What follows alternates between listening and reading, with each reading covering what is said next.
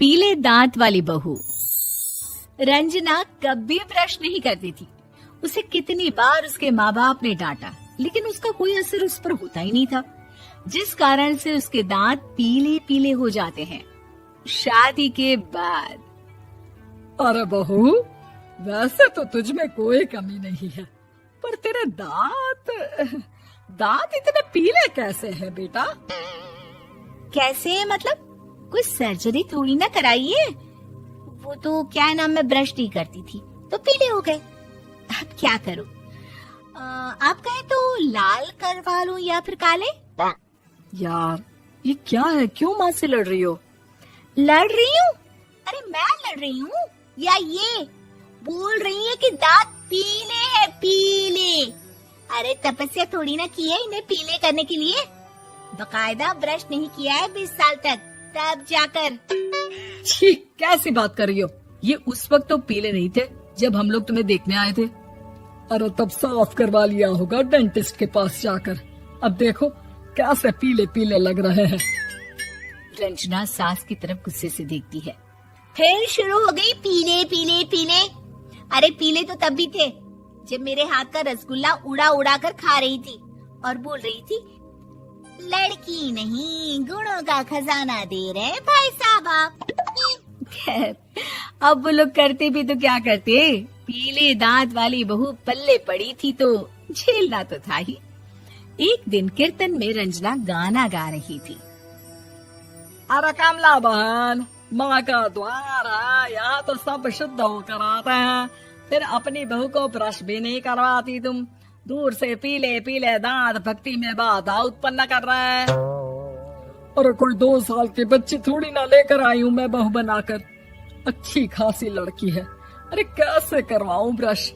ये तो उसे खुद करना चाहिए ना। अब माँ बाप तो इसके जैसे तैसे निपटा दिए, ये नहीं सोचा कि सास कैसे संभालेगी। सास बहू को लेकर घर आ जाती है, लेकिन सोच लेती है कि अब इसे लेकर कहीं नहीं जाएगी। अगले रोज बहू कहती है, अरे क्या हो गया, मंदिर नहीं जाना क्या? कीर्तन का वक्त हो रहा है। मेरी मधुर वाणी से कान्हा जी जागते हैं और सोते हैं। आप तो जानती है ना उनकी भक्ति में कितना मन लगता है मेरा। वो क्या है ना, तबीयत ठीक नहीं लग रही है मेरी, आराम करूंगी मैं। तबीयत ठीक नहीं लग रही? अभी तो मिथुन के गाने पर नाच रही थी आप, और अब बोल रही है कि तबीयत ठीक नहीं लग रही। अरे भक्ति में मन लगा लो सासू माँ, ऊपर जाना है, क्या मुंह दिखाओगी आप? हाँ? सास को बहू की बात पर गुस्सा आ जाता है। मैं क्या मुंह दिखाऊंगी, इसकी चिंता तो ना कर, समझी? अपने मुंह की चिंता कर, जो ये पीले पीले दांत लेकर हर जगह पहुंच जाती है। पता है लोग कितना मजाक बनाते हैं। ना जी ना, मैं नहीं जाना कहीं तेरे साथ। तो ये बात है। कोई ना, मत जाओ, मैं अपने कमरे में ही बैठकर भक्ति कर लूंगी। ऊपर वाला दांत थोड़ी ना देखता है, मन देखता है, भावना देखता है। और अरे बस बस, तू सब कुछ दिखा, बस ये सफेद चमकदार दांत ना दिखाना किसी को, है? जा यहाँ से। बहू को सास की बात का कोई फर्क नहीं पड़ता। वो तो जैसी थी वैसी ही रह जाती है। सुबह नहाकर किचन में खाना बनाना, फिर खाना खाना, कीर्तन भजन करना और सो जाना। एक दिन, माँ जी मैं सहेली के घर जा रही हूँ, शाम को लेट आऊंगी। हाँ, तो जाना, मैंने कौन सा तेरी आरती करनी है घर पर बैठकर। रंजना सहेली के घर जाती है, जहाँ वो पार्टी में जाने की तैयारी कर रही होती है। अरे शिखा, कहाँ जाने की तैयारी कर रही है? मैं गलत वक्त पर आ गई क्या? अरे नहीं यार, उल्टा सही वक्त पर आई है। मैंने ये साड़ी और ज्वेलरी निकाली है यार, शाम को इनके ऑफिस की एक पार्टी में जाना है। बताना कैसा लग रहा है ये सब? नहीं यार, इस ड्रेस के साथ तो वो वाली ज्वेलरी अच्छी लगेगी। हाँ, सही बोल रही है, मैंने ध्यान ही नहीं दिया। वैसे तो हमेशा से मस्त फैशन सेंस रखती है। तो बड़ा जाती होगी ना पति के साथ पार्टी में।